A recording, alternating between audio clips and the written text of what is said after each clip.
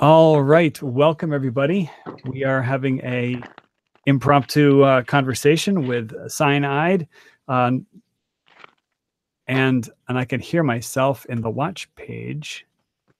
So normally I like to have flat earthers on the show, but this is going to be a globe versus globe SmackDown match.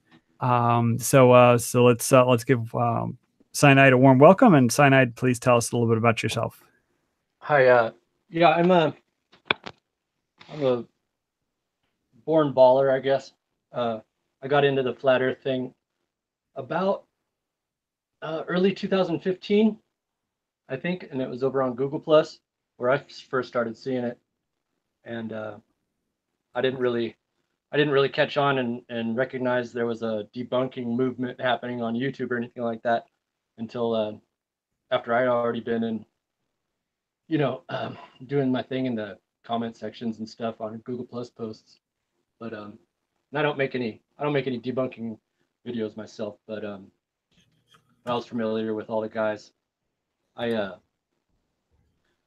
was on SciStrike's movie night.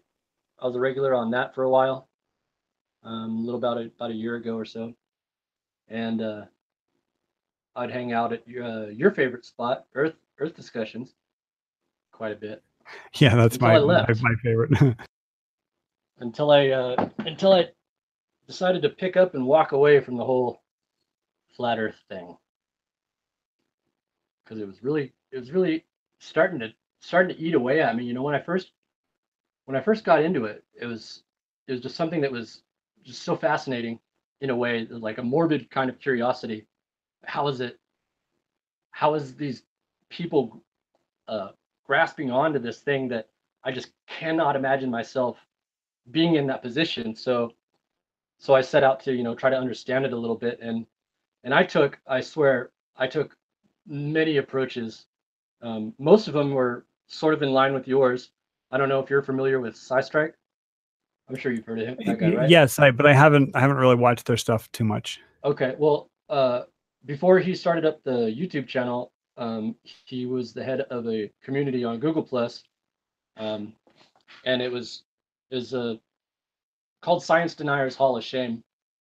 But basically, he had set out the rules for that community, which were, engage everybody with respect. Don't just run around being a dick to people. Not if you're gonna be in my community, basically, right? And so I saw that, and I was like, okay, I can kind of dig it anyways, because a lot of people were already, just irate with flat earthers, and that's just not going to get you anywhere in any kind of discussion with anybody, really, if you're just, flat out yelling at people and berating them and calling them names and such, putting down their intelligence. That doesn't get you too far. So I tried, because I really had a drive to try to understand, and it's a hard thing to do, really, if you're not kind of that mindset. I know you spent quite a lot of time talking to these guys, right? And it's an interesting puzzle, because you think that the evidence that you're presenting to somebody should, carry some weight, and then it turns out it just bounces off like it's bouncing off Teflon, and it's really beguiling that such clear evidence can just be ignored. And then it, at least from my perspective, I see it turns out that it's a position of true belief, and that if some flat Earth fellow were to come to you, Cyanide, and say, I've got undisputable proof that the Earth is flat, and I definitely want to see it. Right, exactly. And I would evaluate it as critically as I evaluate everything. Right. I've been a skeptic since I was a kid, really. Not that I'm just like a balls out denialist. I'm never like that, everything carries with it kind of a degree of believability, certain things. Right. But the point that I was going to get to was, somebody comes to you, like I'm the same way. When somebody says, I've got some great proof for flat Earth, I'm all over it, because I'm genuinely interested. Like, I enjoy a puzzle. I enjoy something to sink my teeth into. Like, I don't like just weak cheese. And so when someone comes to me and they've got something compelling, And then occasionally there are things that just come out of left field. That, you know, especially if it's something I haven't studied. You know, like for example, the eclipse shadow, you know, before I actually ran the numbers, you know, before I genuinely studied it, and I did spend, you know, 100 hours studying it. But when I first saw it, they were like, okay, why is the shadow moving, you know, moving west to east? And it's like, okay, so it's like without any study, that's an interesting little puzzle, you know, and then you sink your teeth into the puzzle and then you figure it out. Another interesting one is like an airplane flying over the North Pole. And it's like, so it starts in, you know, say Los Angeles, and the Earth is quote unquote spinning, and it's not 1,000 miles an hour. It's more like, you know, 700 or 800 miles an hour. And it's going to be, I mean, if you're taking the rotational velocity, right, it's going to be varying. Right. No, Los Angeles. How fast is Los Angeles, quote unquote, spinning around the Earth's axis? And it's like around 700 miles an hour, just off the top of my head. So you board this flight, and then it's going to go to Moscow. And let's say this airplane, and I don't know what the geography is, but just for argument's sake, let's say it flies right over the North Pole. Okay. And so it's like, well, then it lands in Moscow and it's doing 700 miles an hour in the opposite direction.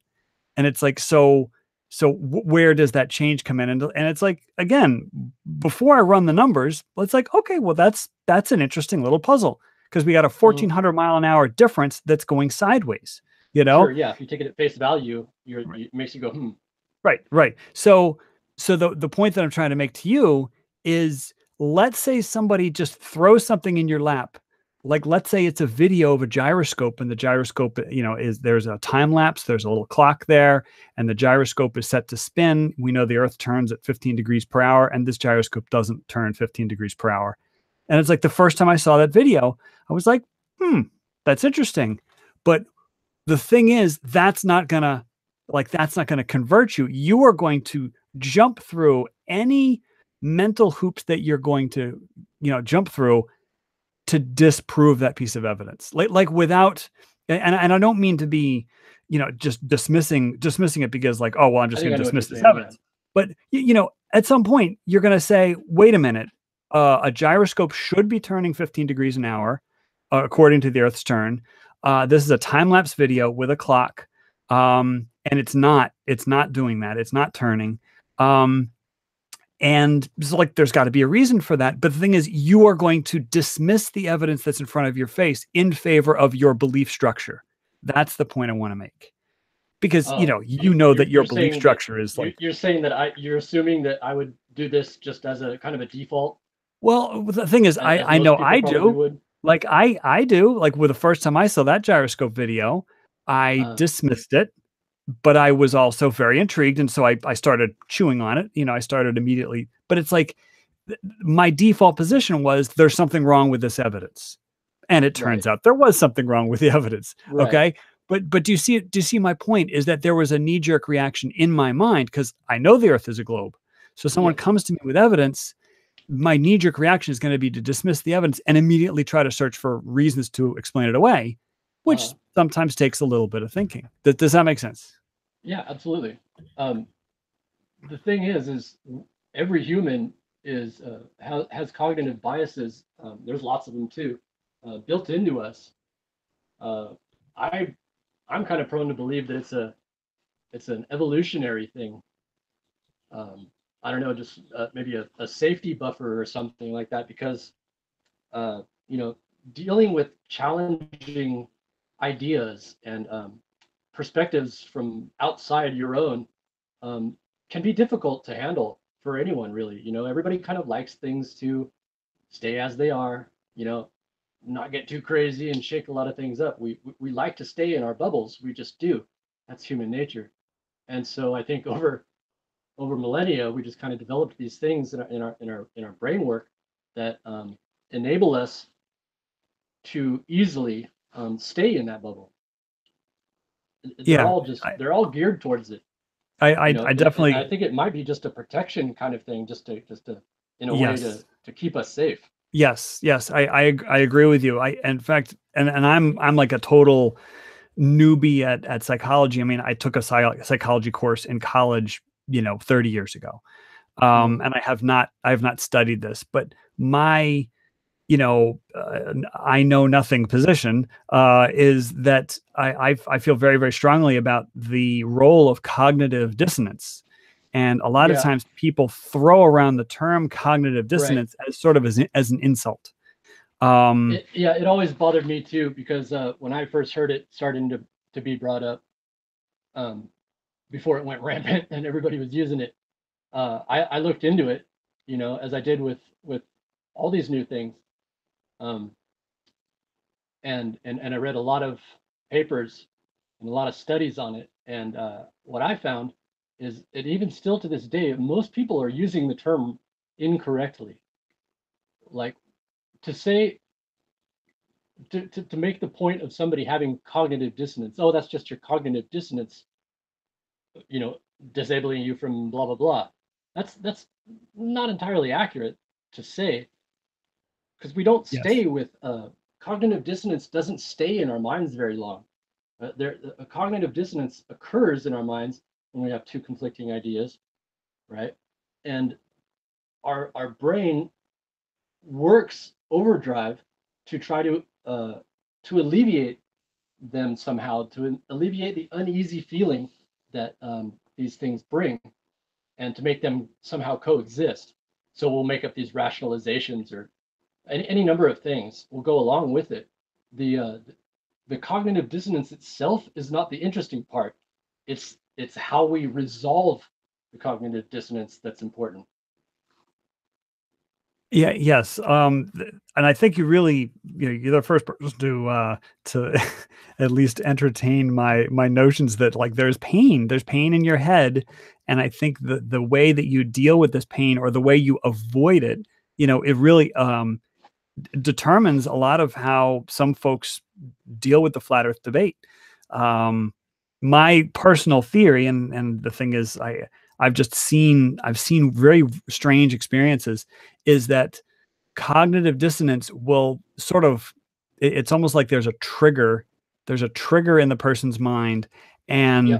and and cognitive dissonance, my personal theory, and again, this is me talking as a total newbie, total idiot, and I'm not studied this at all, just off the top of my head, is that cognitive dissonance is the worst form of avoidable mental pain. I just made up that term, but it's like, what's mental pain? Well, you can have a headache, or I should say intellectual pain, so a mental pain might be Hmm. like, you have a headache. Well, intellectual pain might be you're struggling through a math problem, you know? And I say avoidable intellectual pain. It's like if somebody has a choice between avoiding this thing and not, that they're going to try to avoid it, because cognitive dissonance means that it is threatening your belief structures. True. If you know for a fact that something is true, and then something comes in and threatens that, that's, I think that is very traumatic. And so I've had experiences with flat Earth folks where I've literally seen a personality shift Yeah. in a It's matter of like you can watch it moments. happen like in Yes. real time. Yes. And I don't want to name names, but there were some folks, like there was some people who, I was very genially talking with, and the person is sort of like this affable character, very likable, whatever. And then I said something, and I guess I was sort of dropping some globe proof or whatever. Hmm. And I think I cut too close to the bone, and the Yeah. person's personality just shifted immediately, and out came the profanity and the Yeah, yelling like and a the defensive, insults. right? And it was really amazing to see it. It's like, what happened? And so first off, the first time it happened to me, I was like, whoa, that was sudden. And then once it happened, like with several other people, and it was almost the exact same symptoms. It was like a total personality shift, the interrupting, the profanity, the yelling, the calling me all sorts of names. Like, here we were having a kind conversation, and the next thing I know, I'm a shill, I'm a liar. And it's like, so I kind of started putting, things together, and the conclusion that I drew was that I came close. And again, this is going to be a made up term. I've just made this up. The cognitive dissonance boundary. Hmm. I was getting too close to that person's cognitive dissonance boundary, where if they were to take seriously what I was saying, that would mean that their core belief structures would be threatened. And that's very painful. So, attack the messenger, you know? That's, you know, and again, this is me, you know, armchair psychologizing, which, you know, I really would like to study it. Yeah, I've got a degree in armchair psychology, actually. That's pretty good. I was a fan of the sciences ever since I was a kid. Really, I love like everything, everything to do with earth science, nature shows, and animals and space. I was always looking up to the sky. Always in love with flight and everything like that. But another thing that's always fascinated me is the human mind. I was always really curious of why people act, you know, the way that they do.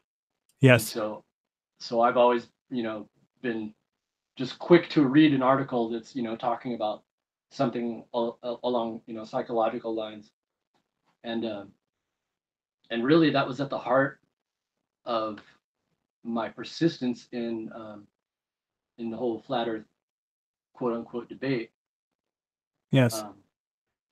Was to really try to solve that, like you said, to solve that puzzle, because it's just really just so far outside of what I can even imagine myself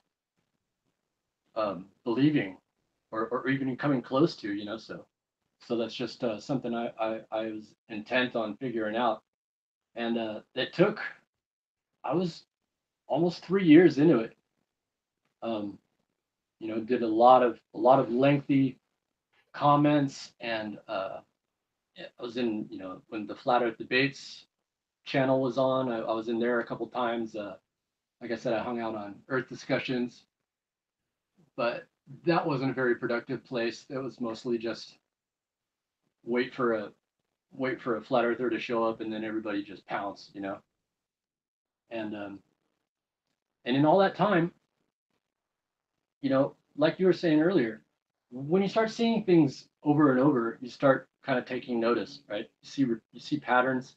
Yes. And so when you see a pattern, then it sticks in your head, and you're like, okay, maybe I need to pay attention to this. I don't know exactly what's up with that, but I'm gonna, you know, take note of it and see if anything comes of it. And I saw a lot of things happen with the flat earthers and with the globers as well.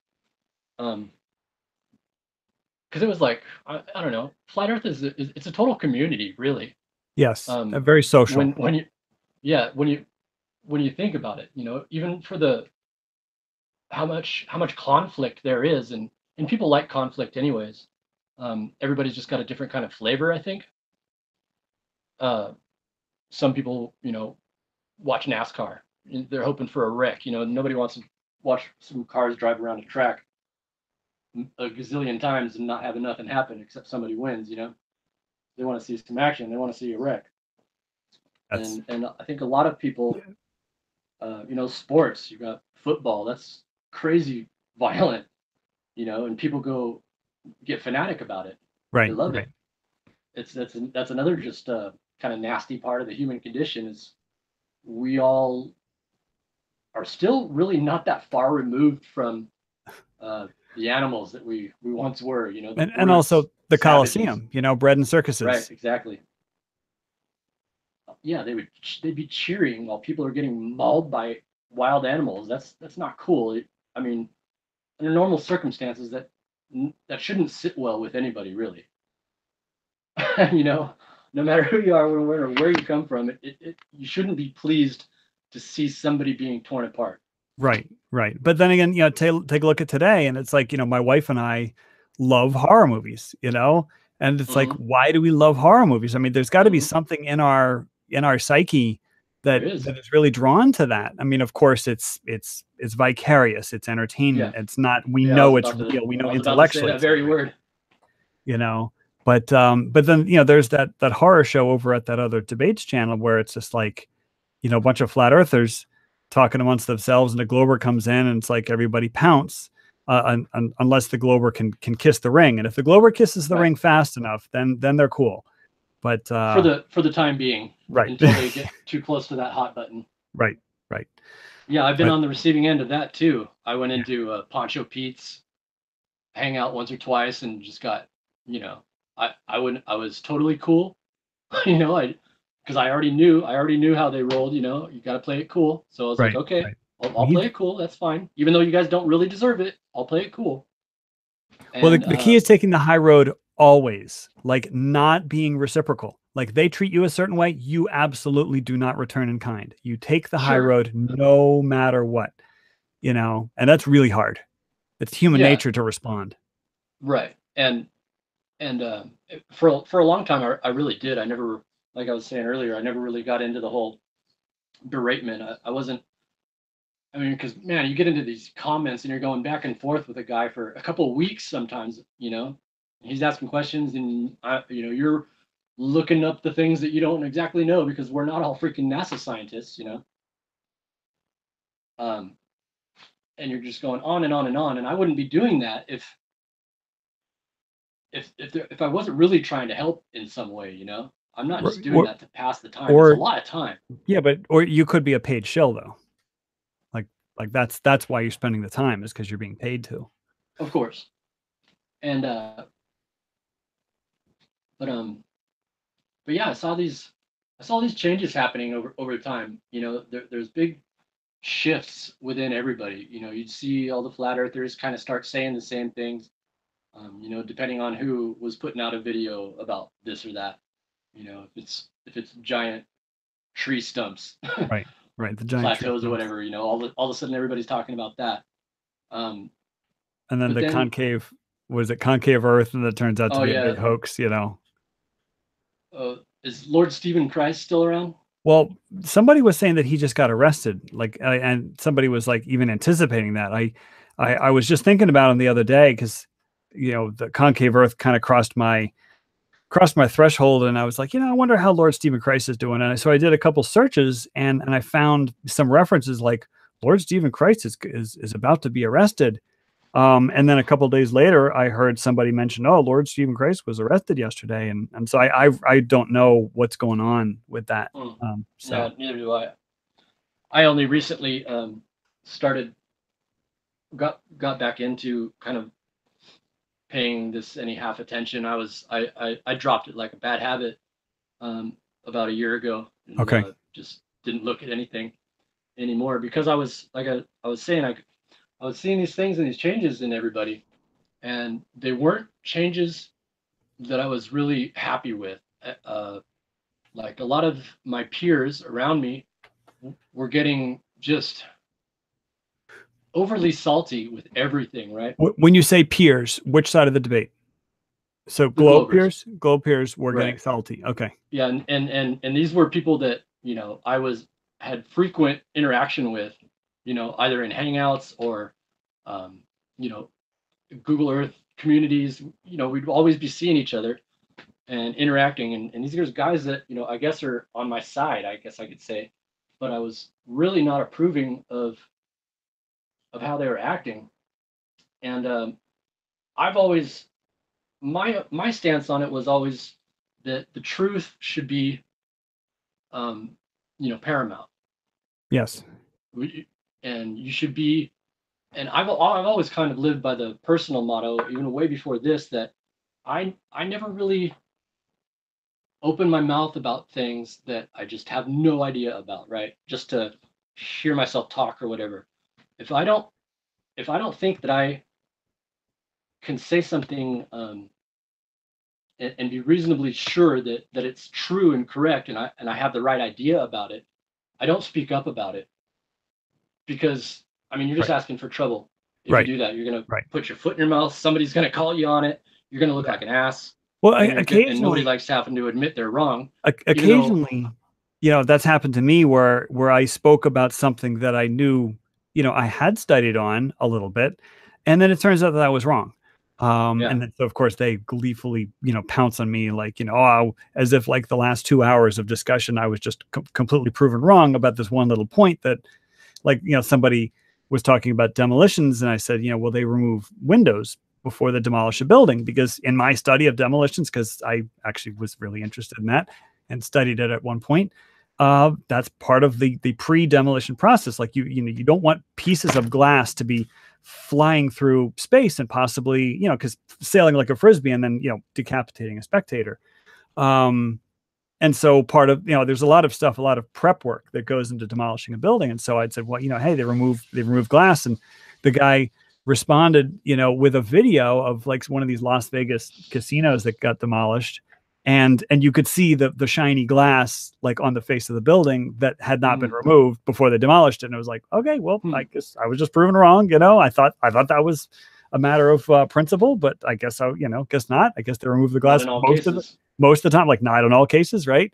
But oh my gosh, they rode that pony for weeks, talking about how they completely had discredited me, But well, that's a little silly too. I mean, right. You got to give everybody some leeway. Nobody should be expected to know everything about everything at all times. Yeah. Yeah. But on the flip side of that, it is important to recognize and be able to admit when you're wrong. And that's hugely important, I think, for the soul of anybody. Really. Right. And the thing is, I try to take a principled stand, like when there's all this call for like, oh, prove R. And then I say, hey, the scientific proof doesn't exist. And the way it came out was I can't prove the globe. I mean, I was trying to say scientific proof can't exist, but at somewhere there was like the money shot, can you scientifically prove that we live on a globe? And the answer is no. And of course they rode that pony for about 2 weeks, Sure. So, but it's like, I had to be intellectually honest, like that scientific proof does not exist. I mean, that sounds very contradictory, but it doesn't. You can only get closer to the truth and you can build up a body of evidence, and that body of evidence may be 100 miles tall, but there could always be an exception to the rule. And then you look really stupid with this theory that you thought was really 100% correct. And, so, I mean, like the thing about gravity is like gravity, we can measure it and we can say it is proportional to, so it's proportional to mass 1, it's proportional to mass 2, it's inversely proportional to the square of the distance. Like that's been figured out, but we don't know what causes gravity. Like, is there some sort of silly putty behind the scenes in the fourth dimension that's attracting these masses? Like, we don't know literally what's causing it. So it's like, anybody who says they know what causes gravity, like it's, it could be something inherent in mass. But then you take a look at Einstein and then the stuff that's happening now with like the cutting edge stuff, it could be that, it's warping space-time. Like what we experience as gravity is actually warping space-time. And it's like, it's the warping of space-time that causes the effect that we call gravity, which is proportional to masses, inversely proportional to the square. So it's like, but we can't, you want to say, well, it's this inherent property of mass. And what if it's not an inherent property of mass? It's that mass warps space-time, and then space-time gives us the effect known as gravity, so we're not going to say we proved it, Right. And I'm glad you brought that up too. That's where I was just kind of going. I popped into a movie night, SciStrike's movie night one time when I wasn't on the panel, and I saw some glober in there giving a flatty a hard time, and he actually said, we know what gravity is, blah blah blah, this and that. And he's trying to speak from his high horse of this knowledge that he has because he believes in a globe, right? I mean, he had all the attitude and everything. So he had the secret knowledge, right? Yeah, he had the secret knowledge. So I guess not a lot of people know who I am, even though I've been around for freaking ages. But so I call him on it, and instantly they're like, okay, well, why don't you just try to prove everything about general relativity wrong then? How come you can't do that, you flatty? And it's like, first of all, I give you no indication that I was, a flat earther or a glober or anything. I said, I just gave one question, like, oh, are you sure about that? To his when he was saying that he knows what gravity is. I'm like, oh, are you really sure about that? And so this guy started just getting on me about that, and I wasn't answering him directly because it kind of ticked me off. And then so other people in the this was in a live chat of the YouTube, by the way. So other people see me not answering the guy, and see him berating me as he would any other flat earther. and they all dogpiled on me. Right. And the real kicker was some of these people did know me and had interactions with me, enough to where they should have known better. But and I talked to one of them, after things had cooled down a week or two later, like what the hell was that, She's like, I don't know. I said it would have taken 2 seconds for you to scroll up through the chat to see what the origin of all this mess was, but you didn't do that. Instead, you just jumped on the bandwagon thinking I'm a flat earther because you just got this bloodlust and you saw red, and you're like, whoopee, let's go, let's go shame this person. And that's really all it was. And I started seeing a lot of that around, and it was really turning me off because what's to gain from that, really? I don't really see a gain from, like, if you're in high school, you don't go over to the short bus and go make fun of the special ed kids.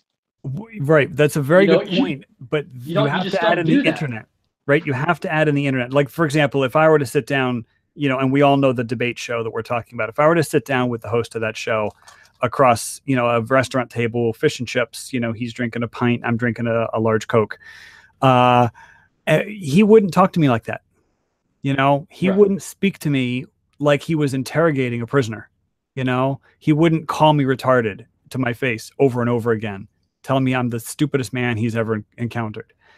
We would actually be able to have a conversation. So the internet, the fact that there's this anonymizing, that's probably not a word, element. So we've got, first off, a discussion which can get heated, and now we have the internet. And so now it's like, yes, the guys do go over the short bus and insult them because it's virtual, Yeah, but here's my problem with that, though, is these guys, in a way, represent my position as well, and sort of represent me, since we're supposedly on the same side. And what I'm standing for is the pursuit of knowledge and truth, and not being led astray from that. And these people are not behaving ethically, as far as I'm concerned. I don't think it's okay to do that. Yeah. Whether you're on the internet or not. Right. But I'm going to tell you an anecdote, which is very interesting. The thing is that there's something, and I guess human psychology is going to have to kind of catch up to this phenomenon called the internet. Cause it's like, it used to be that, like, humans have evolved with human interaction, which is like, you look at the person in the eye, or you stand a certain distance, and then you hold your posture a certain way. And these are all these cues, these cues, visual, verbal, whatever, that all go along with human interaction. And then the boundary was expanded when we had, when we learned printing, and then we could send a letter to somebody, and then the telephone came, so you could actually be speaking to somebody while not actually seeing them. But this internet is really interesting in that you've got this anonymizing element, which isn't necessarily anonymous. So here's my anecdote, and I just want you to bear with me. So I used to belong to a bunch of fireworks clubs. I'm a trained pyrotechnician, so I've shot shows all over the place. I've actually shot fireworks shows in 7 states. And I was actually on crew for the I was at a fireworks convention, and the show that I worked crew for like 12 hours a day for 6 days straight, won the Grand Public Display Award, for the best week worth of convention fireworks shows. Okay. So I'm like really proud of that. But anyway, there was this fireworks club, and they had an email thread. It wasn't really a message board, but it was like, you can click reply all, or, somebody would send an email to the thread, and then everybody belonging to the I guess it was a listserv kind of thing, a distribution list. And there was this back and forth that happened between these two guys. And I was, reading what, say, Joe Smith said, and he was railing about, Johnny Jones. And he was like, blah, blah, blah, blah, blah. And, and of course, people get really passionate about fireworks, and it was something stupid, oh, it has to be done this way, blah, blah, blah, blah, blah. But he was really raging. And then so Johnny Jones responded, and he's like, why are you talking this way? You know me. Our kids have played together, and it's just like, because this guy was just typing up on his keyboard and he's steam coming out of his ears and he's like, rah, rah, rah, rah, rah. But it's like, but in real life, they actually knew each other. They were friends and their families were friends and their kids had played together, and it's like, it really hit me that like this thing called the internet, in this case, this thing called email, really can, kind of remove the human element. It's a really interesting phenomenon. Yeah, absolutely.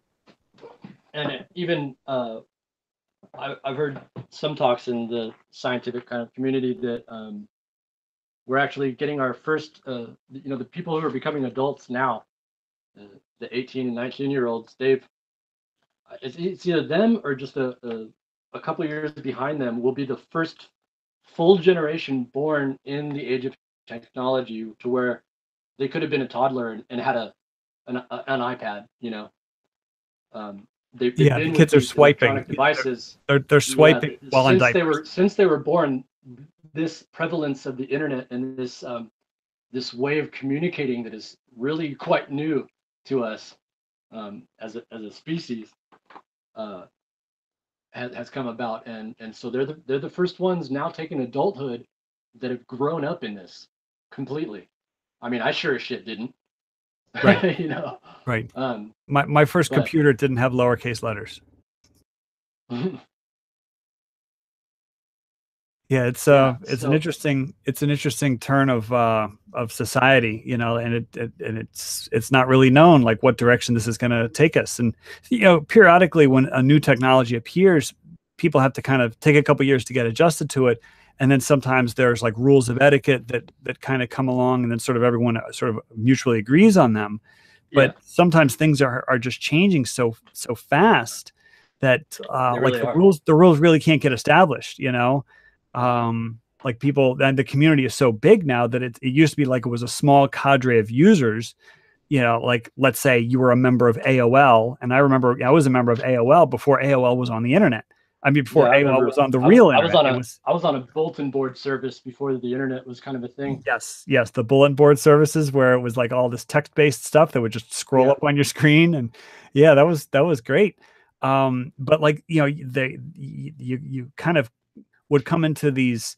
All right, so this is getting kind of interesting. So let's kind of set up like an FAQ of like rules of conduct.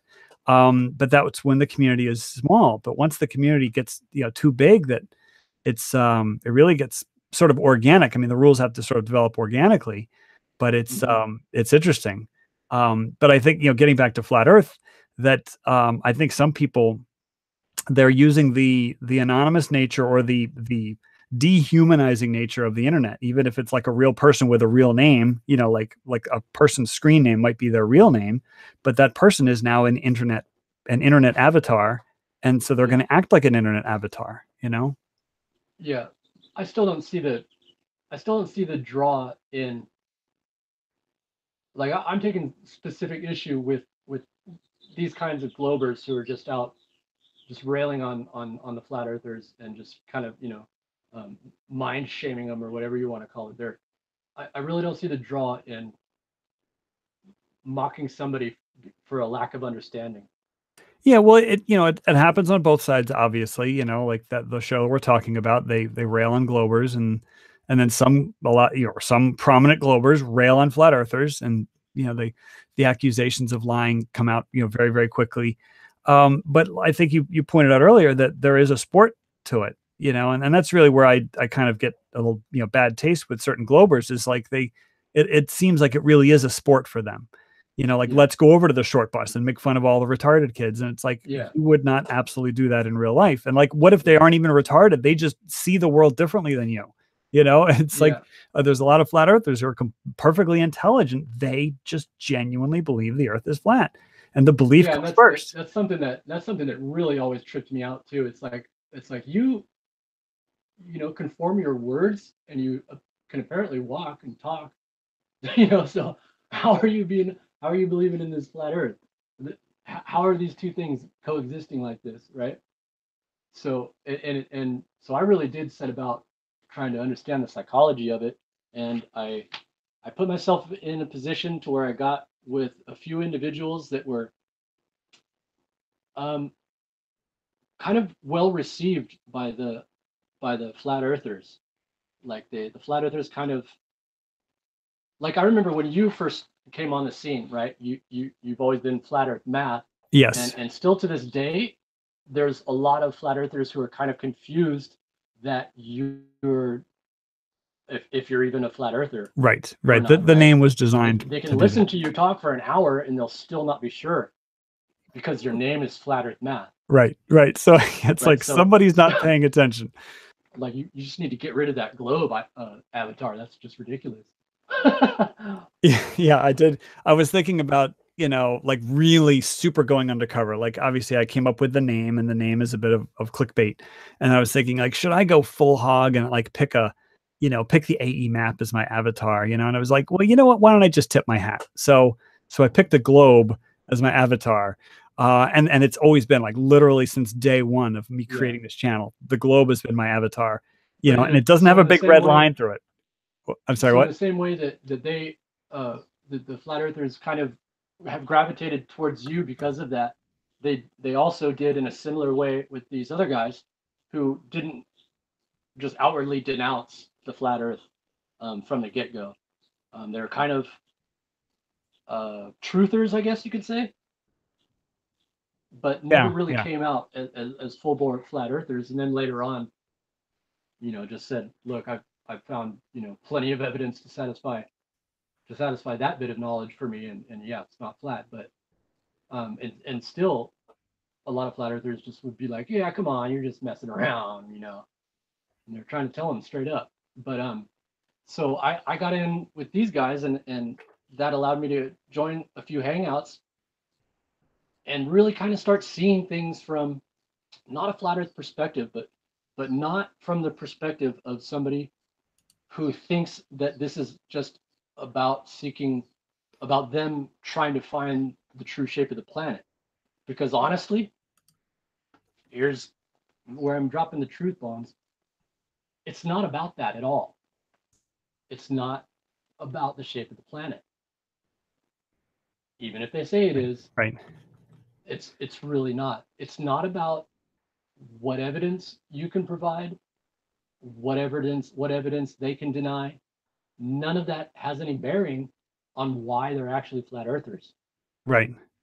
The flat earthism, it's a psychological state, and it comes from a conspiratorial mindset. There's not one flat earther who wasn't already a conspiracist of some form or another. Either a no Mooney or a 9/11 truther or something along those lines. Anti-vaxxers, chemtrails, all of them, 100% were into some kind of conspiracy before flat Earth popped up on their radar, and they latched onto it because really it's the ultimate conspiracy. It really is. It's the grand kahuna. It's a conspiracy that is bigger than any other conspiracy that I mean, I guess one that might be bigger than that is like whether the devil exists, but flat earth is like, whether the devil exists or not, that's more of a sort of a theologic question. Right. It's not really a question of like governments have been lying to us this whole time. Right. Whereas flat earth is 100%, we've got 60 years of manned space exploration, and 100% of that has to be a lie. And that's big, that's big. Yeah, exactly. It's huge. And so, so I started looking into, okay, it's got to have something to do with the conspiracy mindset. So why do people latch on to conspiracies? And so I started, reading a lot of papers and stuff on that, and kind of, piecing that together with the conclusions that I'd come to about these guys. And when I started reading these papers, it was basically kind of confirming the conclusions I had come to on my own. And I was like, all right, vindication, I love it.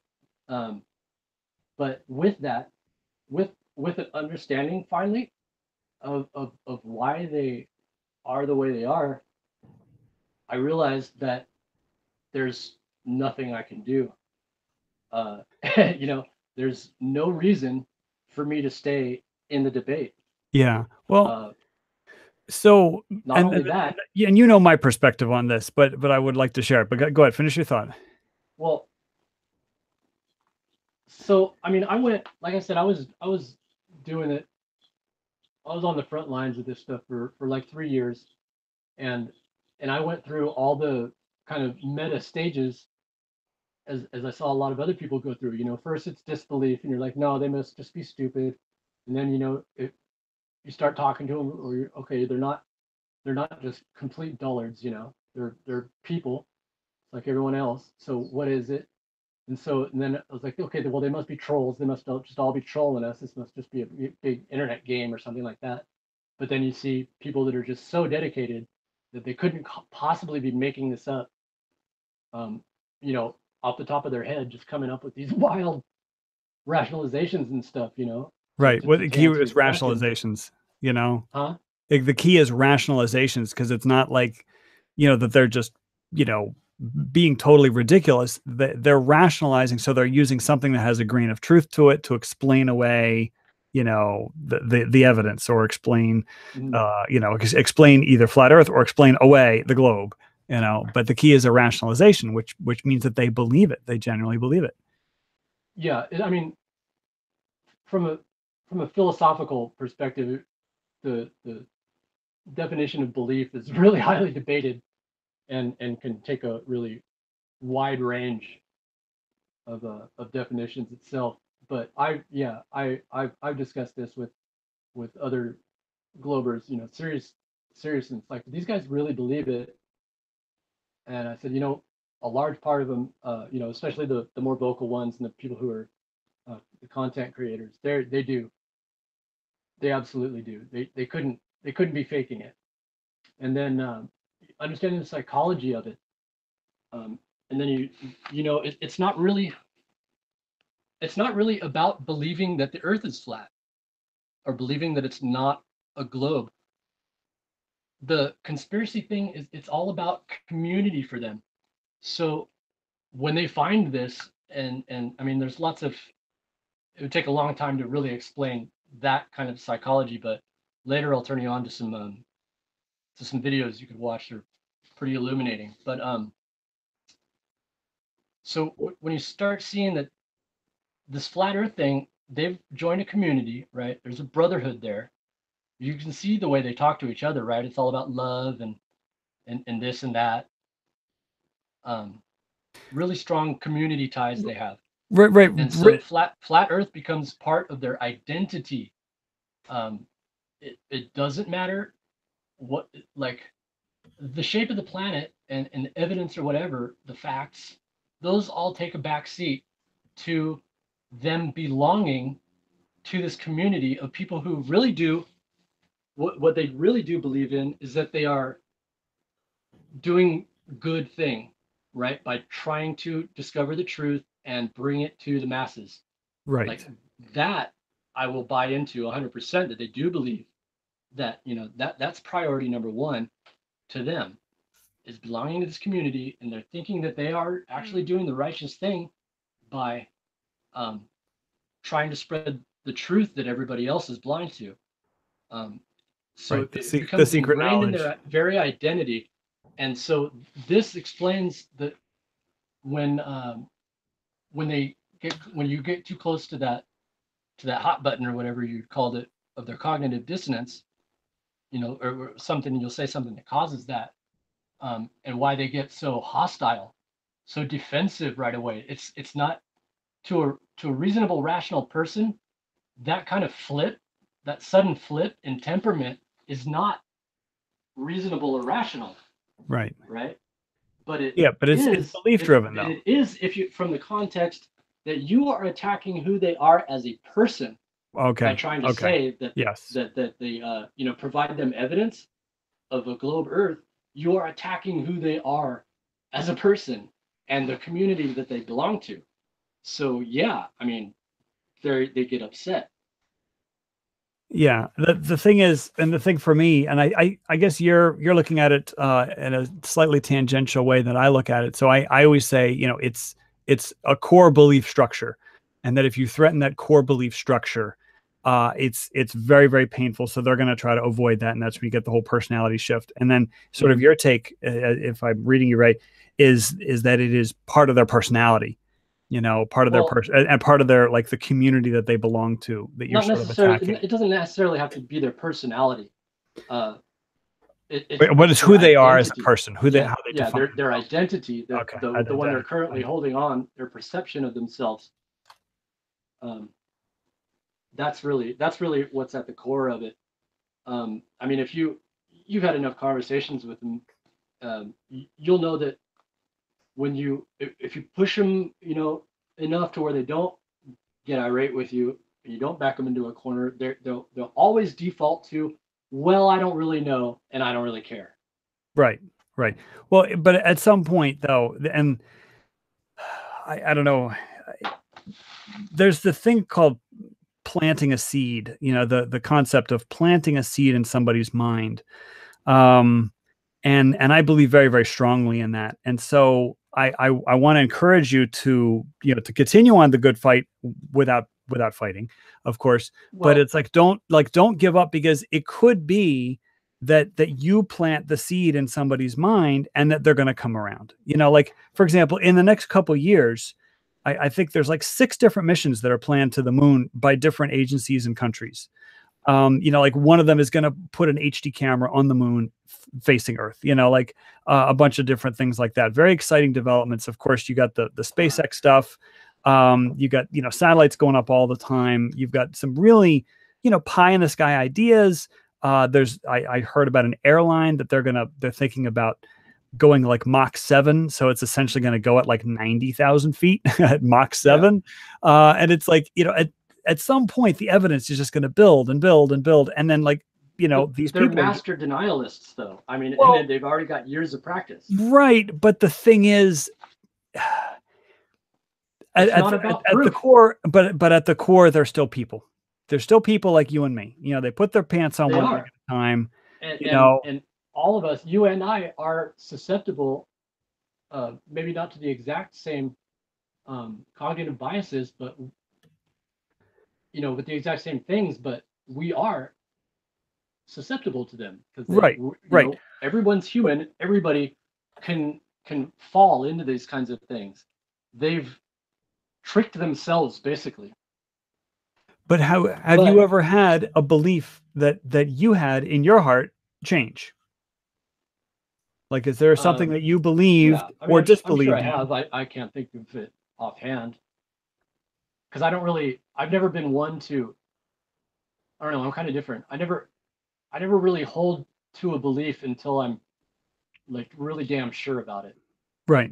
Like I would say I'm agnostic, even though I'm, you know, 99% atheist. I don't like calling myself atheist. Right. Because there's just no way I can know, you know. So the intellectually honest thing for me to do is say I'm agnostic. Right. But, and I always take a suspension of judgment. I suspend my judgment on something until I have good evidence one way or the other. Like, I really don't emotionally invest in anything, because it sets you up for trouble. Right. And that's the huge thing with these flat earthers, is they're monumentally emotionally invested in this. You know, that is what there is to their core, in their identity, and it's all about their emotion. Would you say though that there is a difference between like the content producers and the folks who just sort of, you know, might be watching these videos or even like just reading comments? Like, the thing is, my wife. Oh, go ahead. Oh, no, you're.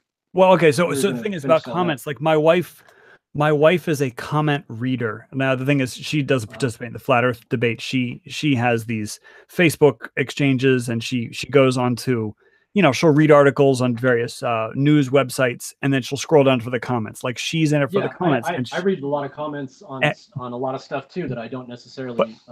But she's a lurker. She's a lurker. She doesn't. She never writes. Almost never writes a comment.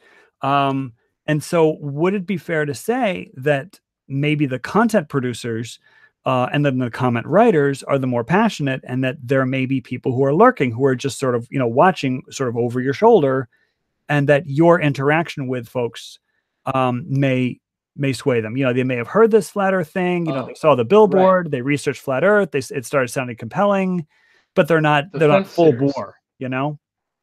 Which fence sitters you're talking about? Yes, a true fence sitter. Yeah, no, I don't think it's rational to invest any of your time in the belief. One, you have no evidence, or very, very scant evidence, that any such people actually exist. And in fact, the science on it, the psychology of it, says that there really isn't any of those people. If somebody is honestly going to be a lurker, okay, and they're like, you know what? Maybe this isn't a globe, and they just instantly disavowed, a lifetime of experience and everything, and they're going to go against just a preposterous amount of logic and reason and evidence that we do live on a globe. Thousands of years, people have been knowing this. If they're going to actually entertain that, then they're already there. They already have joined up. It's just a matter of signing their name on the dotted line. Yeah, no reasonable person is going to entertain that seriously, not for 1 second. They're just not. That's just not in the right. The well, psyche. I'm going to disagree with you. I'm going to disagree with you 100% here, because with this magic called YouTube and called PCs with built-in movie maker software for free, literally anybody who has a computer can be a documentary filmmaker. And Sure. and the thing is, what I find, and one of the very first flat Earth videos I watched, when flat Earth really hit it big on YouTube, was Eric Dubay's 200 proofs we don't live on a spinning ball. And the thing is, if I did not have a background in photography, in engineering, in physics, if I didn't have a background in that, like, let's say I was a liberal arts major, let's say I didn't pay attention in school, and you watch 200 proofs the Earth is not a spinning ball, with all this physics, with all this, how space is fake, and how rockets physically can't work. I mean, like, the physics prevent rockets from working in space. And I'm a liberal arts major. I can't disagree with that. And it's like, that's very compelling. That's 200 pieces of evidence. You don't have to necessarily disagree with the evidence that it's provided. That's only one part of the story. A lot of people are good at picking up on bullshit, when people are trying to sell them some snake oil. Right. You don't have to be a physicist to know that somebody's full of crap. Well, but the thing is, pick up on those cues. And a lot of the things that he said, look, I graduated high school. My math sucks. I had good grades in science and reading comprehension. But my math sucked, and I never went to college. I've been working all my life, right? And I never bought into any of this. I I debunked it just with logic. You don't even need proof to debunk this stuff. You just can reason. You can find reasons, just that why it's just not feasible. But what I'm trying to be true. What I'm trying to appeal to you about is on the flat earther side, is that if you go down that rabbit hole of watching these YouTube videos, they bring up pieces of, I mean, like, there are video series where it's like, reason number 27, we don't live on a globe, and it's like, well, how many reasons do you need to start believing that the Earth is flat, They don't need any. And the stuff looks very compelling. That's the thing about it. No, they don't. That's what I'm telling you, is they don't need, it's not about the proofs. It's not about the evidence or anybody putting the globe into question. It's just not about that. They have it's like a language that they're speaking to each other, really, right? They're pulling on each other's heartstrings. When Eric Dubay is saying all that stuff, he's really he's approaching it from like he's shoehorning him into this position that's on his side, right? That everybody's against you, this and that. That's the main well, right. Well, not objective, so much in the 200 and that's proofs. what they latch onto. It's not nobody's going to turn because of proof number 27. They don't care about that. They care about that they've been lied to, right? Yeah. Well, the thing about Eric They care about Dubay's the narrative. The narrative is much more important.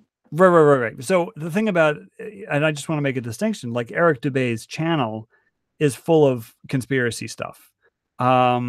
You know, lots of anti-Semitism, lots of, you know, here's why they're lying to you. But all I was talking about was the 200 proofs video, which I don't believe it has any conspiracy in it whatsoever. It's almost all physics, and it's like real world examples of, you know, seeing things that were from a distance where you shouldn't be able to see them. You know, it's actual But they're proofs. they're total crap though. But coming from literally a 14-year-old can debunk it. Well, you know? All right. So let me give you one. The Statue of Liberty can be seen from 60 miles away. There. Show me a picture. But the thing is, if somebody tells somebody you just saying that and you don't know otherwise, see, it sounds like then you ask for evidence. Right. But it sounds like your skeptic gene is a lot stronger than most.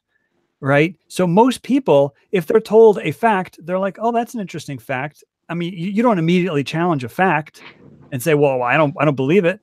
You know, for example, when you were a kid and you were told about the Verrazano Narrows Bridge, you may have heard of like the towers leaning apart, you know, 2 inches at the top because of the curvature of the earth. Now, how many kids run around saying, show me the proof, show me the proof? Who's got a tape measure? Who measured that? And then, no, you're like, well, that's an interesting anecdote, you know, and then you may actually repeat it to your buddies as a fact. Well, because it comes down to what we're talking, what I was saying early on is that, you know, there's a measure of suspension of belief that we all have to take, right? Certain things you can just take on somebody's word because they really don't have much of an impact on your life one way or the other. If they happen to be lying to you, if a guy told you, I have a white dog. Well, you have no reason to believe that he doesn't have a white dog and that he's lying to you. Right. Because you have nothing to lose by him lying to you, and he has nothing to gain by lying to you about that, right? But if he tells you that he has a black polar bear, you can, you know, raise some suspicion. Right. Why is he saying this, you know? Right. And it escalates up from there. There's a metric of how we discern certain truths that are being presented to us. But I hope you get my point about Dubay's video in that he brings up points that sound compelling. Like if somebody says the Statue of Liberty can be seen from 60 miles away, you know, like that sounds compelling and it sounds sort of authoritative, you know. I don't think that sounds compelling to a reasonably minded person. But here's the thing. Doesn't even need to be very educated. But like I'd put money on it that if we showed, you know, the first 20 proofs to a random 1,000 people who really had no idea about, you know, much about flat earth or anything like that, and asked them what they thought, big majority of them are going to say that this guy's full of crap. Like you'll see it instantly. But why stop with 20 proofs? Why not show them the full 200 proof video, the full 2-hour video? Statistically, right? Because I mean, really, he doesn't. A lot of them repeat themselves. Of course, but I'm telling you, the ones that repeat themselves are adding to the body of evidence that the Earth is flat. You know, right? But okay, so show them all. So that would even yes. If you show them all the 200 proofs to, you know, just these random people and they show them all 200, you know, the astute ones are going to pick up on a lot of the repeats. Sure. And that's going to raise the red flag. They're right. Going to be like, why does this guy keep repeating things in a different way? Those are present it as a new proof. But what about the rest of the more people? Skeptical? What about the rest of the people? You know, well, the rest of the people are either not going to turn into flat earthers because of that. Because it doesn't happen unless they're already a conspiracy minded person. If there happen to be conspiracy minded people in that group of 1,000, it's very likely, very, very likely that they will turn into flat earthers. They'll start.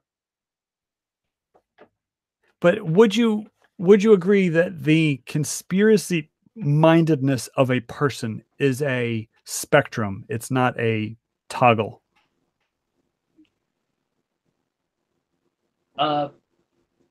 Really, You know, all the scientific, the consensus really is that if somebody has bought into one, they're likely to buy into them all. Right. And I mean, like if somebody really is conspiracy minded, a matter of time. but there are a whole lot of people who, you know, they believe the official story of JFK, the official story of 9/11, but the man on the moon, that's the thing, because like they just can't understand engineering wise how we can get a man to the moon. Sure. Like it doesn't make sense. So it's like that's their thing, you know, like but nothing else bothers them, you know. Right. But I'm totally I had with a boss you. like that. I had a boss. He was a really smart guy, and I really respected him. And then all of a sudden, one day, we were having some beers after work, and he just started talking about how the moon landings were fake, and I was just like flabbergasted, you know, like what? Right. Wait a second. Seriously? But there are 2-hour documentaries about why the moon landings didn't happen. You know, I just ran across one yesterday. I guess Globebusters has been promoting it. This I forget the guy's name, but it was like, was it just a paper moon? No, not Bart Sibrel. Not a funny thing happened. The name is is the moon just a paper moon or something, or was it just a paper moon? And I guess it started out as an article and then it became a video. And it's just, you know, it's the usual litany of you know, half understood concepts and things that, you know, poorly researched and poorly understood, and then you put all those together at the end, manipulated in a way to make it sound appealing, right, to a certain demographic. Right, but the guys, I don't doubt that the guy was totally sincere. The guy that made the video, he sounds totally sincere. He's like, I went to the public library and I started researching into this stuff, and I couldn't find any of the information. It's like, so the fact that he couldn't find the information, it just fed it further. You know, I mean, he sounds like he was susceptible to begin with. Yes. And I think it was like, you know, when he was a kid and he was watching the moon landings like on television, it just struck him as looking fake, and like so, like that planted seed in his mind. And then so like that. No, it's not that. You know, well, that's what he said. It's not about. But that's what I know it's what they say. I know it's what they say, but the psychology tells us otherwise. The science tells us otherwise. It's not about the evidence that they see. What makes them become conspiracy minded is other.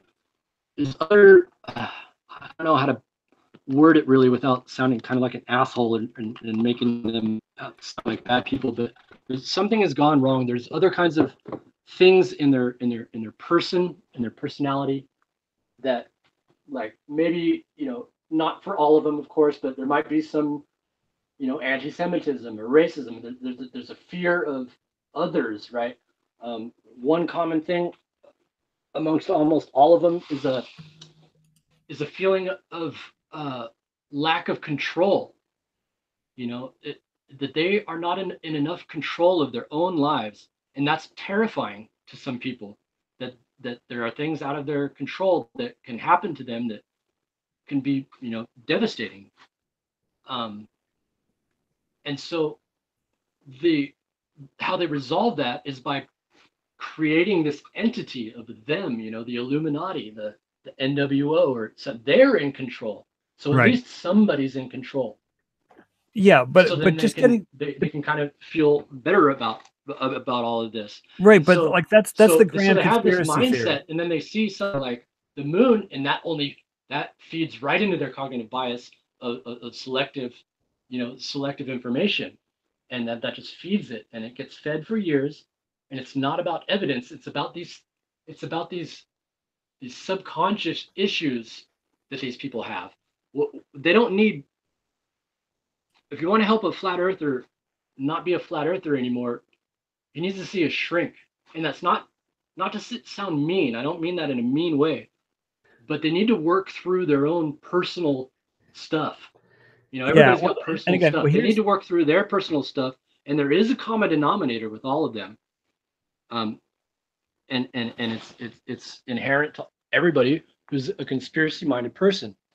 It's they've got these faults in their own person, and they've got these proclivities towards these ways of thinking, and then they'll see something like Bart Sibrel or this new one, right? And so they'll buy into that, and then they buy into the next one, and then they get kind of into a community about it, and then all of a sudden they're a flat earther, and they're all about it, and that's their complete identity. Yeah, well, I guess here's where you and I disagree. Yes, the conspiracy-minded folks, that could be, you believe one conspiracy, you believe them all. But getting back to flat Earth, and you say it's not about the evidence, and I get that. But what I've found is that you can't convince them of anything. You can't tell them anything. So that's really why I try to focus on trying to have people go outside and make measurements. And of course, the flat Earth mafia, they're like, well, don't look up. You're not allowed to look up. Except when they're trying to prove something like that. Right. You can't tell the shape of the floor by looking at the ceiling and all that stuff. But I just try to be encouraging, and we do have to shut this down. This is this going 13 minutes overtime. Yeah, I know you're trying to be encouraging, and like I was saying earlier, I went through all the same kind of telling myself I'm doing it for this, and I was happy that I learned all this stuff that I didn't learn before, and I was happy about getting to talk to a bunch of people from the world. That was neat, but if you take a good hard look at what you're doing, you can't rationally tell yourself that any of it's doing any good, because there's just no evidence for it. You already know the evidence is stacked against that action. Okay, so that they're not going to take on board any of this information, especially not from a glober. Well, if you have them go do their own experiments, they're going to self-sabotage themselves. We've seen it happen every single time. I agree, but it's not conscious self-sabotage. That's right. important. No, I know this. I know it's absolutely subconscious. Right. So, but the thing is, I think subconsciously these folks know the Earth is a globe. Absolutely. Like that's the thing that where the cognitive dissonance, the surface level, they believe the Earth is flat, but I think subconsciously they know the Earth is a globe, and that's why they fight so violently against the cognitive dissonance boundary that I was talking about. And so that's what gives me hope. Is especially the fact that these folks are so interested in experiments. And so if they're so interested, who is? Well, the experiments that are doomed to fail, pointing lasers across the lake. But, some of these experiments are, they take a lot of time and effort. And so I try to. So out of the thousands and thousands of comments and hours spent talking and explaining, maybe a dozen have gone out and done a crappy experiment. And this validates that. All that time. But what I'm trying to say is that, for example, I've had conversations with Jaron, it's like he wants to do a version of Force the Line. And so, if I could just get him to repeat the observation that he did at the canal, but with a midpoint, with just trying to sight along those, posts or whatever, kind of like redoing the Alfred Wallace Bedford level experiment. You really think he's going to do that, though? Well, but the thing is, I can only encourage him. And the thing is, I know that he's sincere. A lot of people are like, he's a liar. He's a liar. I don't believe he's a liar, because he wouldn't have responded. Such an asshole. I never listened to too much of him because. Yeah. Okay. But here's the thing. We're not going to go there, right? We're not going to name call. The only reason I was saying such is because I heard the way he was on his show, and he was being a complete asshat to you. Right, but very, very poorly. But I understand very poorly. I understand where that's coming from, and I'm not gonna judge the way somebody treats somebody else, because he believes the Earth is flat, and he thinks that there's some reason why I'm lying about the Earth being a globe. Well, so that doesn't mean that I can't have an opinion and not agree with his treatment of someone like you, who's trying to be honest and do the right thing. Right. But I just don't want to go with the being a scoundrel and calling him out on it, and I'm not going to apologize for that. Okay, that's quite all right. I understand what you're saying. But the thing is, I mean, I got an email from him. Like he had this thing about Forced Align where he had the survey and he was like, I'm interested in how would you make this experiment better? What would you do differently? Blah, blah. Have you done experiments yourself? And I wrote a bunch of detailed information. I put my email address, click the button, says, yes, I'm interested in an email back. And like a week later, I got a very detailed, lengthy email from him to me. It wasn't a form email. It was very definitely written towards me because, he and I have talked before. But it's like he wouldn't have done that if it was just all, if it was all just a sham. And so and I now have a relationship with him. Of course, he doesn't really take what I'd say 100%. But if I can kind of bend his ear a little and get him to improve the next experiment he does, at some point he's going to see that Sagitta or Sagitta. I don't know how to pronounce it. He's going to see the hump, and again, he'll probably explain it. Be there, though. He'll probably explain it away. But the thing is, he's even gone to the length of observing the ISS transit the moon. I think it was the moon, or was it the sun? I forget which. But it's like, if I could bend the ear of these folks over time, then, I think I can have a positive effect. And I'm not going to throw up my hands and just say, well, like these guys are a lost cause. Because if that were the case, I wouldn't be here. Does that make sense? No, I know. Yeah, absolutely. And I stuck with it for quite a long time because I didn't want to, especially when I finally came to the realization of what was going on that I had come to, I was like, I really don't want to give up after not having any positive return. I was like, let me just fix one person. Let me just get through to one person and I would be happy. Okay. All of the hours that I spent, All right. So what if I were that's not a reasonable thing to expect. Well, bottom line, it's not. But all right. So here's the thing, and I want to return to the planting a seed. And I want to get a little personal here. So my wife converted to she got baptized as a Mormon. I guess it was about 7 years ago. And the thing is, she first encountered Mormon missionaries when she was living in Japan. And that was easily, I don't know, 15 years ago. And she encountered actually two different sets of Mormon missionaries, and they had, very interesting things to say. And she was, she's open-minded and, she'll talk to anybody. And then they came by our door here with our house here in Norristown. I guess about 10 years ago, knocked on the door and she invited them in. She had a conversation and it was like, but it didn't go anywhere. But then at some point, we were sort of casting about for, joining a church. And then because we wanted to raise our kids in a faith, missionaries knocked on our door again, out of the blue, randomly. And she started taking the discussions, and then they were speaking her language. Like she had very serious questions. And so it's like, well, who's to say that the first three sets of missionaries who didn't produce any results, right?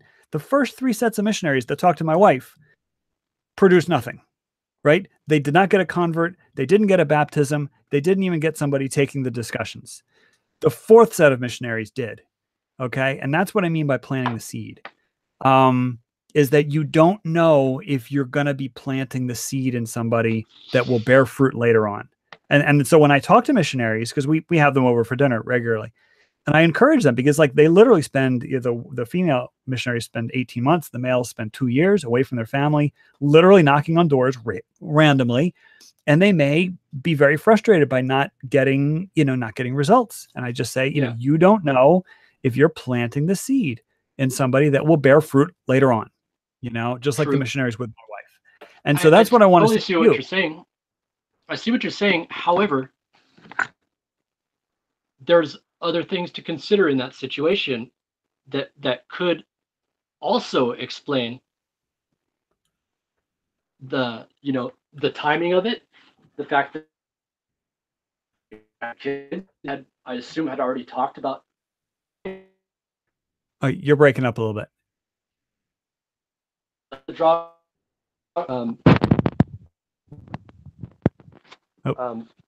It might have been somewhere else. I don't think that you can necessarily or really pinpoint it that it was a seed was planted. It could be a bunch of other things. Well, but what I'm trying to say to you though is that I'm not discounting that it does happen. I mean, yeah, well, obviously it does. It's a thing. Right. But what I'm trying to say is I want to encourage you to consider the planting of a seed that you like Johnny Appleseed, he's planting all these apple seeds and he's walking to the next state. Like he doesn't stick around for the apple trees to bloom. He's planting the seeds and he's walking away. Right. And I mean, not that I'm saying plant the seeds and walk away, but I'm just saying, have faith that if you could be a positive influence, positive influence, not a cynic, not somebody who's like, these guys are immune to evidence and blah, blah, blah. If you could be a positive influence, then you may be planting a seed. I may be, but is it worth my time having never known? Okay. Well, but then these are one of the things that you got to judge. And also, wait, hold on. Also, do these people really need this seed planted? Like, is flat Earth really that damaging to them to be in this movement? I mean, to a lot, some of them, they make videos and they're getting ostracized by their families, they lost their girlfriends or whatever, or they're wives. still holding down jobs. They're still carrying on with their lives. Couldn't it be argued that this is just a phase? And like the guy you were talking with yesterday, he's fine. That's where he wants to be. He wants to be with this belief. He's okay with it.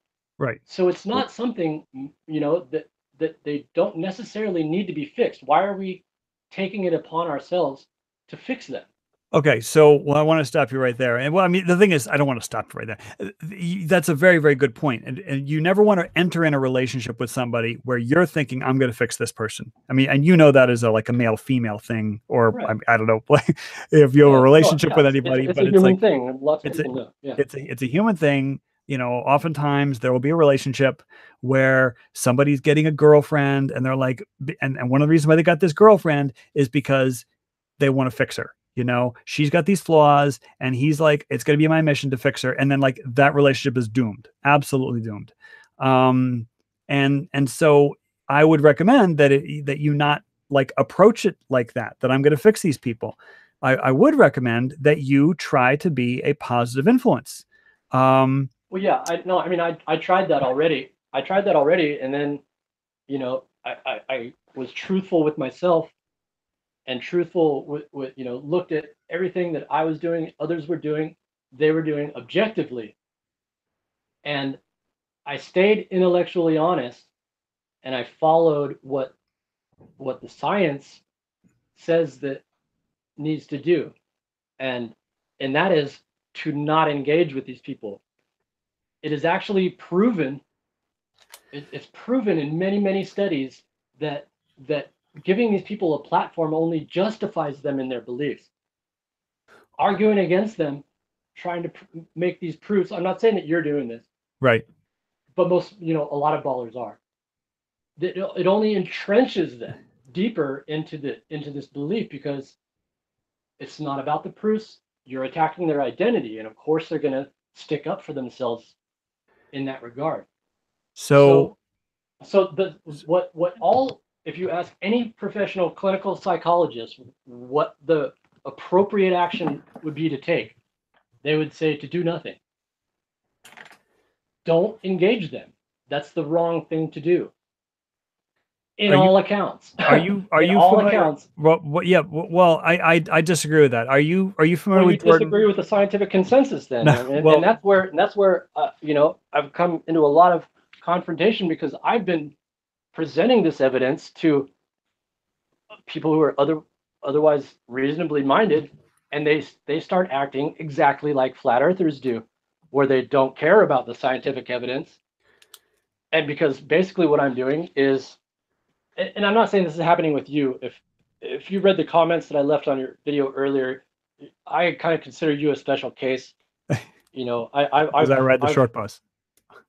No, not that special. You just called me special. Yeah, special. No, you're a different sort of person who takes a vastly different approach, and you're very steady, on the course that you've set sail. I appreciate that. And so I really give you, you know, special leeway. And a lot of the stuff that I'm saying is really not directed at you, but more towards Globers in general. So all these people who are constantly coming out with these new videos that are just, you know, debunking whatever the flat earthers have said. It really only takes a 12-year-old to do that. They're not proving anything to anyone. The flat earthers aren't going to believe what they say, and people who aren't flat earthers don't need this to be told to them. What they're actually doing by they're contributing to the propagation of flat Earth. If you go look at flat Earth videos, either on the ball side or the flat side, and just watch the comments, watch how the comments go. A lot of flat earthers are saying, like, thanks for spreading the word. Thanks for spreading the word. That's really all they care about. They want other people to join them in their community. Oh, sure, but that's a natural social phenomenon. Thanks for spreading the word about this thing that we hope more people research flat Earth. Blah blah blah. But let me tell you that I have personally seen a change over the last 3 years in terms of the sort of where some of the arguments are going. So, for example, 3 years ago, the only curvature formula that anybody talked about was 8 inches per mile squared. Yeah. Like literally there were no curvature calculators. Yeah, okay. So it was 8 inches per mile squared. And like a bunch of the stuff in the Eric Dubay video, it just uses 8 inches per mile squared as its formula. And so people started saying, you know, like somebody would say, well, it's impossible to see XYZ because you plug it into the curvature formula, 8 inches per mile squared, and then it should be hidden by, you know, 12 miles of curvature or whatever. Well, it wasn't until later that the actual Earth curvature calculators came along that had viewer height. And I'm telling you, 3 years ago, there were no Earth curvature calculators that nobody was talking about viewer height.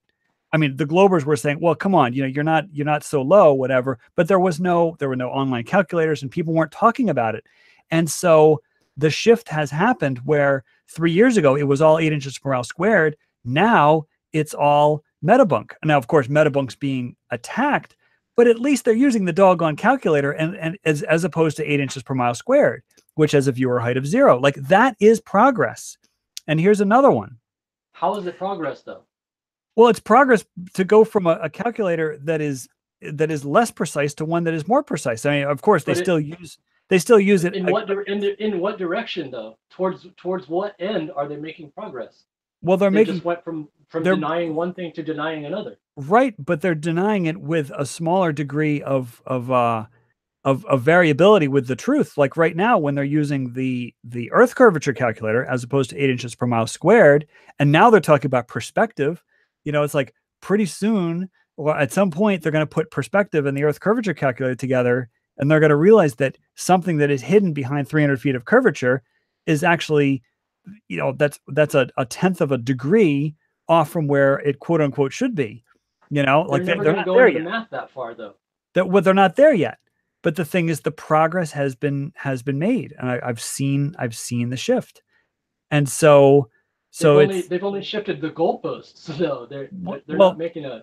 But I mean, the thing is, I'm trying to express to you that 8 inches per mile squared means that 90% of these observations can't happen on Earth. If you use the Earth curvature calculator, that means that only 5% of the observations can't work, right? So it's like that they're getting closer to the point where that they may actually discover that these quote unquote impossible observations are very, very possible, you know. But they want them to be impossible. None of them actually ever did any calculations on their own. But I think you're missing my point. I get your point. It's that these guys are pretty much a lost cause. No, right? No, it's not. It's not. I'm not saying really that they're a lost cause and we need to give up all hope. Really. It sounds a lot like that to me. If I misread you, like, you know, you're talking about the scientific consensus that says that the best thing a clinical psychologist would say to do to these people is walk away. Well, that kind of sounds like a lost cause to me. Them or argue with them. That's right. If everybody's, I know it's an impossible thing to happen, but I would so love for the flat Earth to go away.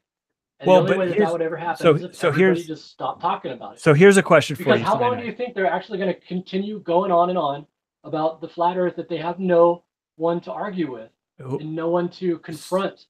So here's a question for you. It's central to their entire paradigm is the conflict. Here's a question for you. And so I'm going to ask you very directly.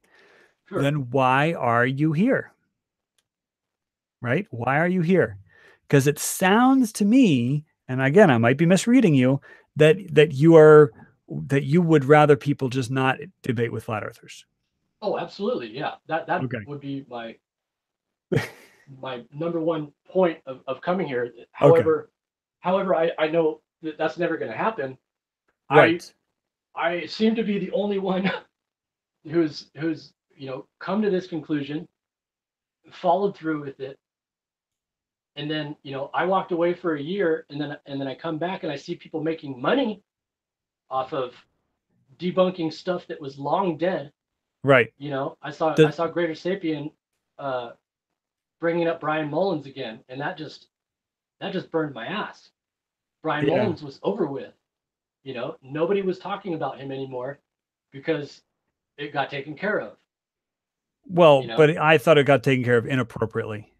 I actually really enjoyed Brian Mullins' videos because it was nice to engage with somebody who was an actual engineer, and you go and you look at the physics on his videos and they're 90% correct, and then he kind of torpedoes them at the last step, and then therefore flat Earth, but I enjoyed that, and I thought it was really inappropriate that somebody kind of doxed him or did whatever, reported him to his boss or whatever.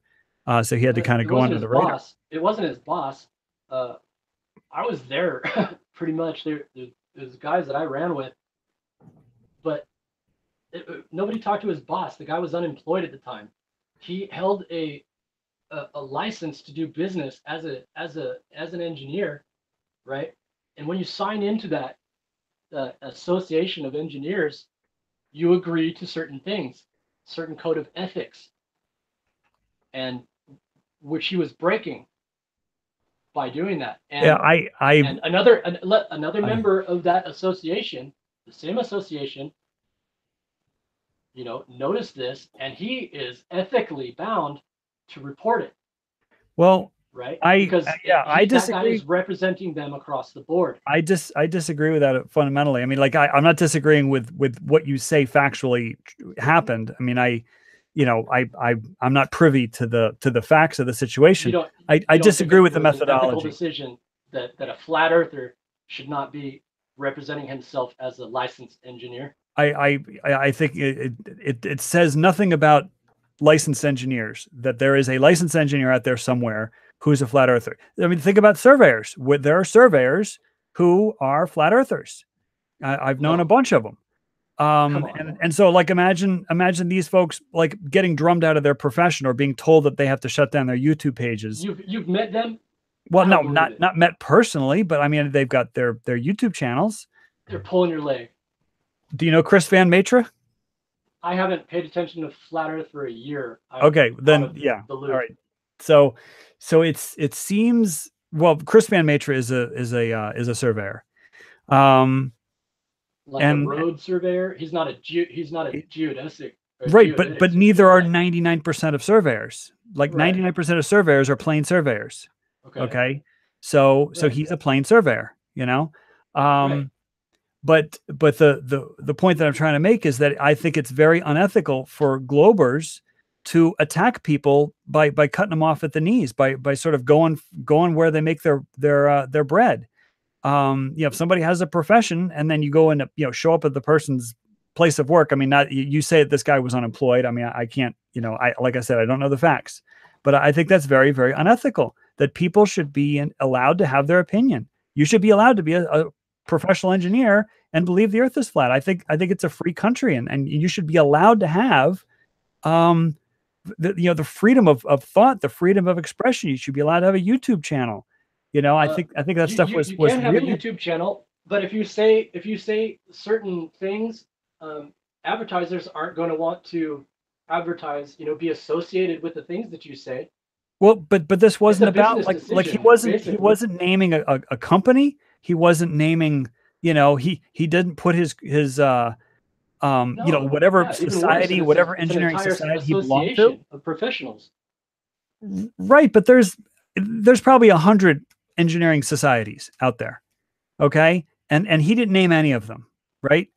So I mean, I 100% disagree with how that went down. I think it was really shameful, and I thought we lost a voice that was a very interesting voice in flat Earth, in the flat Earth debate, because I enjoyed dialoguing with him and his comments. I enjoyed his arguments, but it seems to me, Cyanide, that I just got your name, by the way. So you don't remember the time when, about when he was exiting?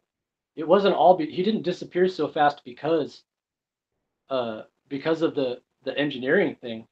You don't remember that he met a new girl, right? She found him through his YouTube channel. Yes. She moved out there. They hooked up. She started getting him into all kinds of other woo, like astrology kind of stuff, and he was putting out videos like that, and it was really pissing off the flat earthers. And then he was already transitioning away from it, and he was getting death threats and shit from them. I mean, I don't know any of that. I mean, I remember the video where he was like discovering true love and stuff like that. So right, and that's none of the flat earthers who are mirroring his videos now are going to play those videos. They're going to show any of those comments. They're not going to show how nasty they are.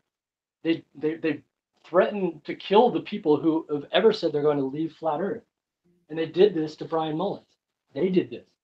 Well, the thing is, the videos that he was making that were from an engineering and physics perspective, those are the videos that got mirrored. You're not going to mirror somebody's video where he talks about getting engaged and finding true love and stuff like that. I mean, like, that's not flat Earth, Right. But anyway, kind of besides the point. So I really I take a fundamental disagreement with people making money, like Greater Sapien, who asked his viewership for 15 grand so he can take a plane around the North Pole. So because it's not going to prove anything to anyone that he wants it to, and basically he's getting a free vacation. So I take a fundamental disagreement ethically with making money off of propagating the flat Earth, which is all that really anybody is doing by continuing the conversation. But Greater Sapien, by your argument, Greater Sapien is making money off of propagating globe Earth. No. How globe Earth is already well established. It doesn't need to be propagated. Yeah, but he's on the globe Earth side and he's making money. No, but he's talking about the flat Earth, and all that does is spread the word of flat Earth and bring new people into the flat Earth community. Yeah, so I think there's really no other positive purpose that debunking videos serve. So Cyanide, what I was gonna suggest is, one of two things. One is that, like, I don't know, do you have any content? Do you have any videos? I haven't gone to your channel or anything like that. Nothing flat Earth related. Okay. So one thing is that, because it's one thing to have a conversation with somebody, it's one thing to dialogue in the comments, but the comments, they turn to dust after a week. Nobody reads comments from old videos, or when I say nobody, I mean 99.9% of comments, no one's reads them after a week. So it's very ethereal, and then the conversation you have somebody, it just goes into the air. So what I'm going to say is that if you become a publisher, where your thoughts on the shape of the Earth, like if you were to articulate them, and, like, for example, articulate the arguments that you've been having in the comments and in chats and hangouts, articulate them in the form of videos, right? That content then outlasts you. That then becomes a legacy. Okay. So that's one suggestion, is that you put your energy into producing content and then just letting it go out there, because, like, 5 years from now, one person who is on the fence, which I know you say that doesn't exist, might watch your video and be like, you know what, this guy really nailed it for me. That was the one thing that I didn't understand, and this guy really explained it well. Okay, that makes sense. The Earth is. And what? He's going to contact me and say thanks or something? No, the guy's not going to contact you. So the thing is, I think you're taking it personal that you're not getting the instant feedback that you may be looking for. And so it's like, if you leave credit out of it, it's like let's say you write a book and you title it, or not title it, you have it authored by anonymous, but the book is still written. The book is now in bookstores. It's now in libraries. People are reading it, but it's by anonymous. So no one's going to write you a letter, right? But if that book is serving to serve good, then that could be a legacy. So that's my first suggestion. But but I have no reason to believe that it would do any good. In okay, fact, well then that brings me to my second. All of my experience and all of the evidence tells me that most likely it won't do any good. That brings me to my second suggestion, which is that you get out of the debate. Right? No, I already did. I already did a year ago. I already left it. Yeah, but the thing is, the reason I came back is not to have anything to do with flat earthers. It's to really. I mean, I was even done bitching at Globers about it, because they're just being as unreasonable. Not saying you, others other YouTubers that I've dropped this bomb on. They're being just as unreasonable as any flat earther has ever been, and I'm not going to be effective because they're under the same cognitive biases. Okay, so now I've come up with a third. Falling into the same stuff. I just thought of a third solution for you, and I do appreciate your kind words in my direction. So you say that I'm a special exception to the globe rule, where I'm engaging these people, but I'm doing it in such a way that is positive in your eyes. Maybe I'm sort of paraphrasing. You promote. You don't just do straight up like debunk. Here's the flat Earth video I watched, and here's where it's wrong. You don't really go with that approach. You've always promoted personal experience and gaining knowledge so here's my third primary knowledge. Here's my third. I agree. Thank you. I appreciate that. Here's my third suggestion for a path that you could take. The first path is that you start making videos. The second path is that you just get out of the debate entirely, stop even talking to Globers. The third path would be to encourage people to be more like me, right? Encourage Globers to be more like me. So no, you know why? Because that's just going to continue the discussion. Every time somebody mentions the flat Earth, it doesn't need to mention the flat Earth. It continues the discussion. I want everybody to stop. All right. Because I want the flat Earth to go away, and it's not gonna go away. Everybody stops talking about it. It's not gonna go away. So and we really have to shut this thing down, because I didn't really mean to talk for an hour 44 minutes. But the thing is, I've been a public school teacher for 22 years in the great city of Philadelphia, and the reason why the flat Earth has such legs is because of poor education. We don't teach critical thinking. We teach a lot of stuff where it's just like, memorize these facts. And I think science can be taught a lot better. Math can be taught a lot better. And I think flat Earth folks have a point when they say that they were not taught sort of not that we teach flat Earth as an alternative in the schools, but teach like how the thinking evolved from flat Earth to globe Earth, and like, how people discovered, what were the discoveries, like all that stuff is not even covered. And so if we did a better job at education, then the flat Earth, I think, movement would sort of collapse under its own weight. You're making the positive claim that flat Earthers are in fact undereducated. Well, I think it's a phenomenon, and somehow have a cognitive deficit in their faculties. Well, compared to the rest of us who don't buy into the flat Earth. I think that's why the movement is gaining steam. And I think the movement is growing. Okay, I think that's I don't know if you agree with that or not, but I think the movement is definitely growing. And the reason why I think it is growing is because people are not trained in the art of critical thinking. Now the thing is, of course, there are people who are conspiracy minded. Yes, they're going to be susceptible to any conspiracy. But I think the lack of critical thinking is a real problem, and that's my profession's fault, the profession of teaching. So I'm in it to obviously to help people, but I mean I try to be a content producer to help people come to the realization. Kind of repercussions. What'd you say? You're trying to pay some kind of repercussions for some reparations. You have for that. Yeah. You can't really reparations. Right. Yeah. But the thing is, with producing videos that are encouraging people to get outside and make measurements, my hope is that I can get people to discover the truth on their own. You know, because like you can't just tell somebody the Earth is a globe and they're like, oh, okay, it's a globe. Thanks for telling me. You know, I didn't know before. You know, I thought it was flat. No, I mean that person doesn't exist. But if that person goes outside and makes measurements, makes careful observations, then I think people, you know, they might come around. But Yeah, I think I'm we're just going to saying kind that of there are we're going to very, have to close. very, very few people who actually, you know, are flat earthers who are going to go out and make measurements like But what if it's just one? what if it is? What if it's just one? Then that means I helped one person. Okay. Did you really help him though? Comes back to that question. Did you really help him? If they have discovered the truth of the shape of the Earth, you know, then I call that a help. How is that really helping them though? So, all right. So I think we've kind of sort of, yeah. Sorry, I didn't mean to get all meta on you. Yeah. So if you want to have some final comments, we're going to shut this thing down in a couple minutes. The floor is yours. Yeah, it's just basically, I think I've pretty much said it all. Really, the only way, honestly, scientifically, to put an end to what I would truly desire is to not see the flat Earth anymore. I just think it's a blight. But that's my own perception of it.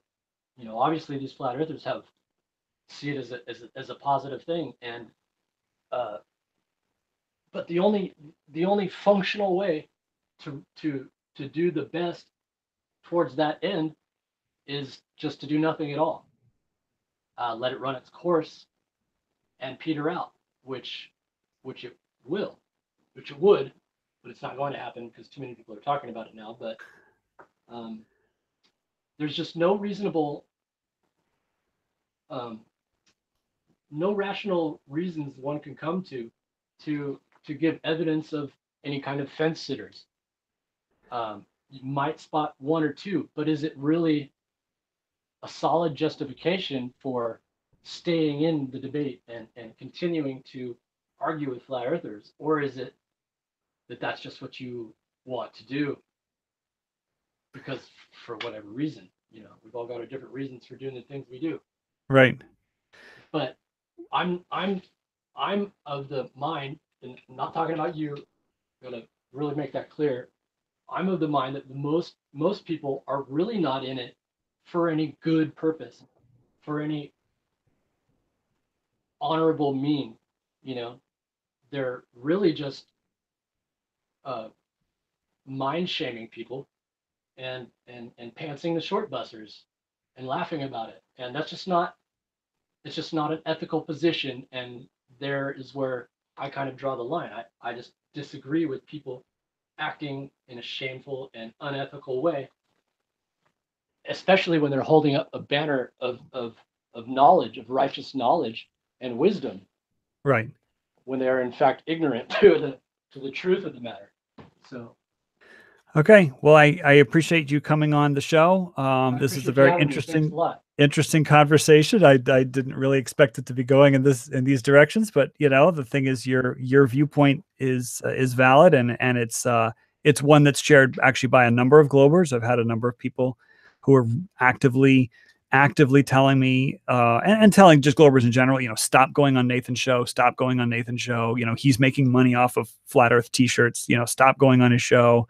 Mm-hmm. And so my thought, and the thing is, I'm a free market capitalist, and I don't know where you stand on the economic spectrum, but I'm a free market capitalist, and I fully believe that anybody should be able to make money, you know, however they see fit, as long as you know, they're not violating anybody's rights. And so, you know, like even Greater Sapien, you know, if he got $15,000 from I don't know what that was, that Kickstarter, that was $15,000 that people voluntarily gave him, you know? Yeah, I know. Yeah. And so they, you know, more power to him, you know, more power to him. And but is he not just as much of a charlatan as Eric Debay? Hold on. This is my closing thoughts. Shit. Okay. So sorry. Yeah, that's all right. So, you know, so I'm a free market capitalist, and I don't have any problem with anybody making money as long as they're not violating anybody's rights. And so where I see myself in the flat Earth debate is I want to be a positive influence. I want to be a positive person. Like, for example, my conversation last night with, what's his name? Slick James. you know, he and I talked for another half an hour after I hit the stop broadcast button. You know, it was a very, very positive interaction. And I'm hoping that flat earthers may see our conversation and be like, okay, so let me take a second look at at what Flat Earth Math has to say, because I'm totally not turned off by this guy. And then maybe they might do an experiment or two that I'm writing up on my channel, you know? And so I hope to be a positive influence. And I really want to put well, it's a seed that I want to plant in your mind, because it's a seed that you might plant in somebody else's mind. That if you're a positive influence, I mean, I totally see that you're kind of jaded and sort of frustrated that you haven't been producing results. But if you see yourself as being a positive influence, then you will never know how far that positive influence may go. And with that, I really appreciate you coming out, Cyanide. Thank you so much for the conversation, and thank you for everybody else in chat. It's a great conversation, and hopefully the comments will continue underneath this video. And with that, this is Flat Earth Math. Thank you so much. Have a good evening. And Cyanide, I'm going to just hit the stop broadcast button. Sure. All right. Good night, everybody.